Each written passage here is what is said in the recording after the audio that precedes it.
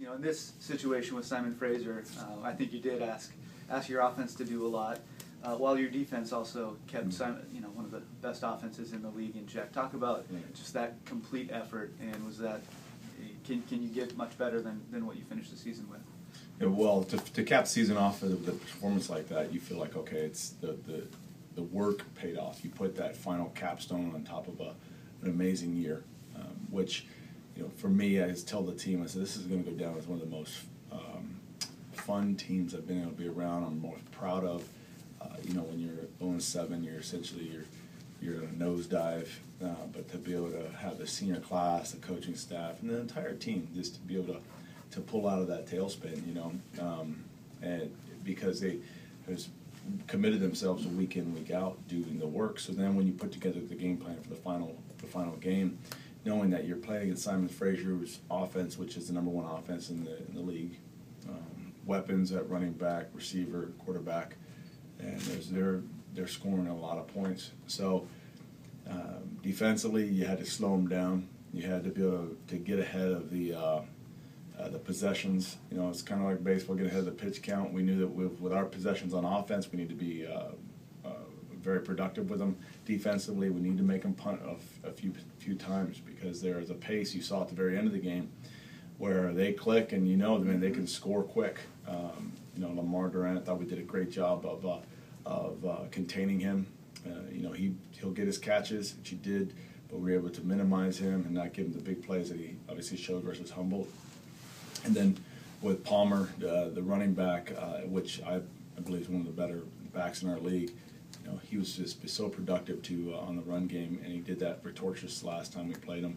But it's okay, our defensive line and linebackers should be able to hold that. So all together coming again with Nick Owens being very productive with the pass, and I thought what I like about Nick the most is best run game ever. So now as he continues to develop and as he prepares for next year, that run game, we knew when we recruited him, he's got a chance to get his legs into the game, and that's a deadly weapon. So all in all, I'm very proud of this team, very proud of the whole productivity of the offense and what the defense did, and the special teams being able to just keep the field position at the best for us. Yeah, speaking of Nick, first of all, break up the Cougars. Yeah. Wow. I mean, the last 4 games. But speaking of Nick, it's really the full package now. He had that game a few weeks ago, was 1 yard off of the passing record, and now this run game along with Terrell. I mean, you can't be happier in a game like that. Right. Well, Nick's a heck of a competitor, and to see him step up that way and progressively get his game better, and that's all you're asking of our players, is that can you be a learning player? I mean, I believe one of the strong points of our team and our program is it's a learning organization. And everyone in it has enough humility in them to say, how can I make it better every day? And that that vibe and that mantra stems down all the way from our president, and just is, hey, who we are here as APU is not so much of resting in your laurels or having too much anxiousness about the future, but just say, how do I get better every day? Right. And so our program took that, learned every day. And Nick was a guy who, obviously his season didn't start off the way he would want it to. Right.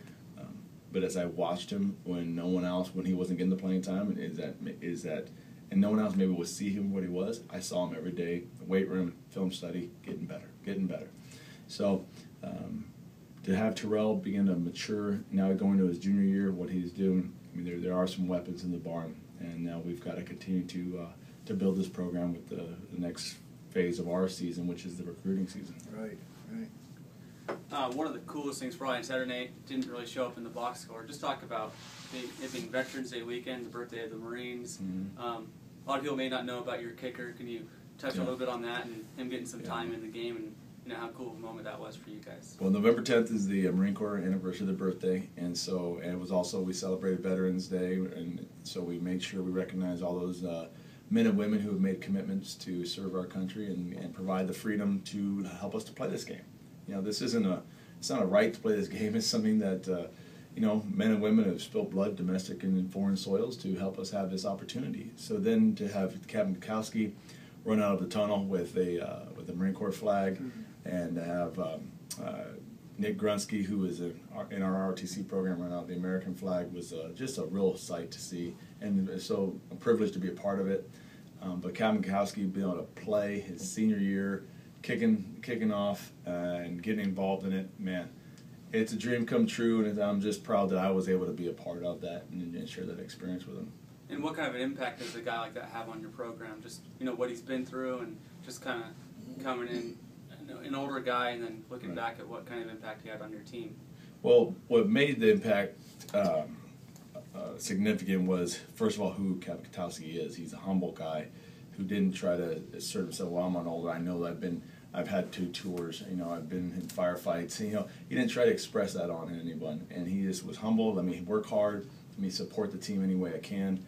And so for our younger people in the program, you've got to see that, the way he operated himself, the way he worked every day to get himself better, the way he competed against himself, that's infectious. And all these younger people being able to be a part of that time with him, they took from that is that, here's a guy who could assert himself if he wanted to, but he didn't. He chose to be humble. He chose to be the hardest working guy. And so that hard work, that humility, that pays off in the big picture in any organization. And so that was something our young folks, we have a lot of younger guys who are talented, perhaps could err on the side of being too egotistical, but they were very humble, and they said, hey, what can I do today to make myself better? And I thought having Captain Katowski in the mix helped provide that learning environment for them. And then transitioning into the kind of talking about the season as a whole, along those same lines, you have a team that, at 0-7, a lot of teams, a lot of individuals start thinking of themselves, and it didn't really seem that your team did that. Talk about the way they were able to handle the season and just really treat each week individually and continue to prepare and get better. Right. Well, you got a lot goes into that, and then one is just what the school is and our foundation of what our mission is, and so there is a proverb that just essentially, in paraphrasing, is just, hey, the diligent man will prosper. And as we continue to tell them, hey, this is what diligence is, and we're always trying to get the big picture about, when you become a husband one day, you become an employer one day, an employee, whatever it is you want to be doing, that every day is different. Life's not linear, and you never arrive. So we're constantly preaching these things in our team meetings and whatever opportunities we have to be able to instruct. And you have an upper class, a senior class, who's been through the hard times of the program and the good times of the program. So they were able to be in those locker room conversations, be able to encourage those young guys to say, you're going to be just fine. We're going to win. We're going to be just fine. This is a radically new team, but the leadership and the 22 seniors was able to communicate and I believe calm the nerves of these younger guys who haven't quite been through something like that. And that probably is the one stat won't ever show up, is just when you have that learning heart, that humility in your leadership, that hunger in your leadership, and also that commitment to the rest of the program, that they're saying, we're not going to look out for ourselves, we're looking out for these young guys. So I can't give enough credit to the senior class and what they were able to accomplish, outside of off the field. Yeah, speaking of the senior class, they've been through a lot. They've gone from full NAIA to transition. I mean, they've gone through a lot. Yeah. They've gone through 2 or 3 changes, haven't they, through your process of going to Division II. Yeah. What if? I mean, the Dixie State loss, a tough loss. The Western Oregon, and then the Humboldt State game. I mean, we have a different conversation right now. Those 3 games, Right. Just talk about that. 0-7 to a possibility of doing a lot better. It's so close. Well, it is close, Wow. and I thought if you look back at it, part of having to learn, Dave Johnson, who's the SFU coach, we talked probably at the beginning before the game started, and he's a good man. They run a really good program. You get to see where their program's going. Yeah. He said this is, hey, after the first season, you're going to realize what you didn't know, Yeah. and I think that's part of it. You look back, okay, these are some things we didn't know, where we had played the competition prior, playing them week in and week out presents another challenge that as a program we've never had to do.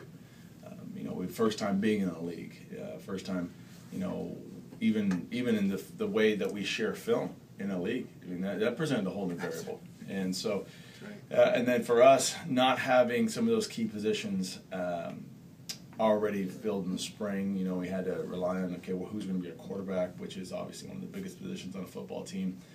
That took some time. And so, yeah, you could look back and say, oh, this game. I think that shows you just how you have to play this game on a razor's edge, and that every week is a season, and that you need to make sure you're preparing that week to play. This is the biggest game there is. But, you know, the ball didn't bounce our way those times, and that's where, you know, every one of our league could say that. And we need to know that in our off season, how we prepare, how we work out, is we need to make sure that we're a detail-oriented team, that we never assume to step on a field and the game's gonna be given to you. It's you got to earn it. But you're gonna earn it starting from this, you know, these next few weeks when we're gonna get back in the weight room. And hey, it's time to take care of all the little details. You're not just gonna rush yourself like. And just say, oh, well, next season we'll start then. And say, no, it's right now. It takes a whole year to build a season, you know. You had a lot of young guys step in for you guys this year. You know, football season never ends. We'll talk about the next stage and what you guys are doing and filling some of the voids that the seniors might leave recruiting-wise.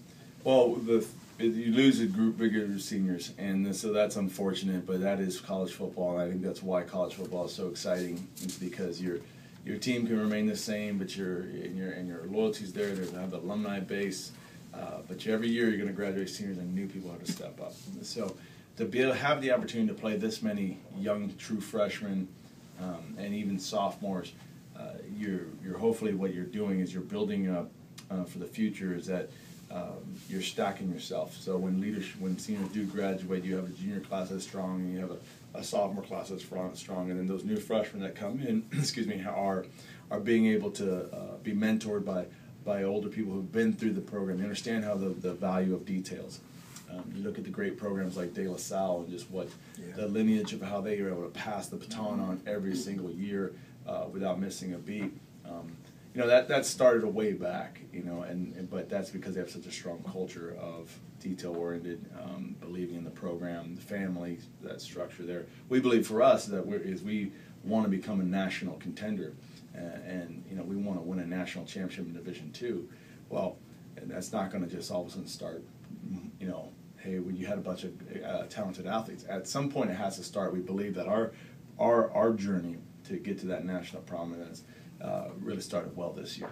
And so in the recruiting we're doing and the preparing the weight room and the culture we're developing is to have the great overarching goal of, hey, let's be the national champion at the end of the year. But we also understand that it's going to start by becoming the most humble and hungry team of the year from whatever day and opportunity you have to wake up and get better. Speaking of jumping into the pool, you're going to play Grand Valley State at Grand Valley next year. That's a big step in this program. Right. It's a huge step. And what I like, though, is it starts off with our athletic director, Gary Pine. And, you know, Gary is a very courageous leader for us. He understands that as he's now the tip of the spear for leading us into Division II, what he wants, and it fires me up to follow him, is he wants to be the best in every sport in the Division II. We've been a Directors Cup champion in NAIA, and we've obviously been able to show that we're the best athletic program in the NAIA, and now we want to take that success to the next level. But Gary understands, and he always is encouraging us in our staff meetings, is, hey, just continue to build it right. And if you build it right by taking care of people, by mentoring them, by loving them, by resourcing it well, it's going to happen. And for us, we said, hey, Grand Valley is one of the top perennial powers in Division II. We want to be able to play the best and see, well, what's that like? What do you have to become? What do you have to do? So we have the ultimate respect for the Grand Valley program and all their success that they've achieved. And now for us, we're looking to go and take a stake of that as well. Talk about your defense this year. Wow, has it improved? I mean, every game, and we've talked about that from the first couple of games I did with you guys. I mean, they just come on strong.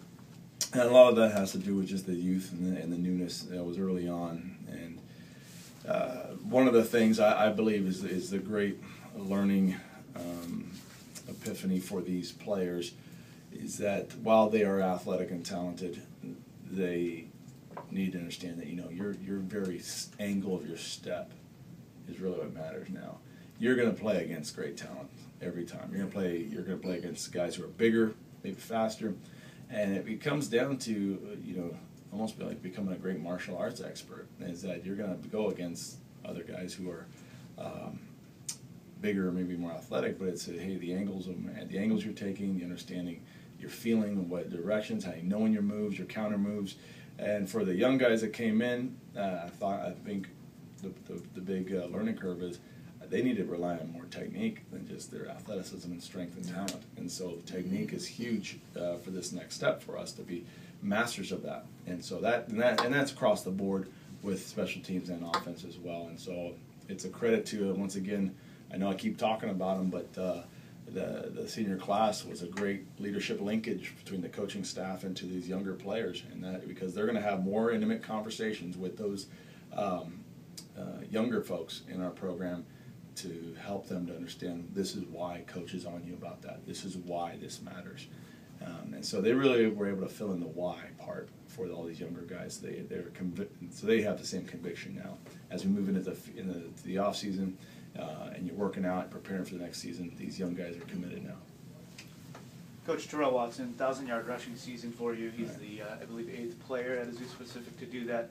Now, talk about what his development was like from his freshman to his sophomore year, and then what do you think his potential is over the next 2 years of his career? Right.